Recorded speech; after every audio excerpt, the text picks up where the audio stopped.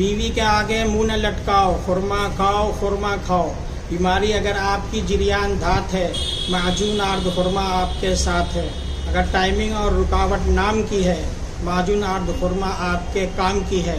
جلدی جاؤ جلدی پاؤ، مارکیٹ سے 75 میں لاؤ۔ صبح شام آدھا آدھا چمچ کھاؤ، تھکاوٹ ختم کرو، کمزوری بھگاؤ، کمر کا درد دور کرو، طاقت لاؤ۔ بیوی کے آگے منہ نہ لٹکاؤ، خرما کھاؤ خرما کھاؤ، طاقت بڑھاؤ، ٹائمنگ بڑھاؤ، خود بھی کھاؤ دوسروں کو بھی کھلاؤ۔ خود کھاؤ جریان بھگاؤ، بیوی کو کھلاؤ لیکوریا بھگاؤ۔ مسئلہ اگر ہو اس سے بھی بڑا، نہ گھبراؤ نہ گھبراؤ۔ واٹس ایپ نمبر 74 171 44 236 پر آؤ، حال بتاؤ دوا منگاؤ۔ ہربل کھاؤ لائف بچاؤ، دیسی کھاؤ عمر بڑھاؤ، کیمیکل سے بچو دوسروں کو بچاؤ۔ ویڈیو شیئر کرو، منہ نہ بناؤ۔ السلام علیکم ورحمۃ اللہ وبرکاتہ۔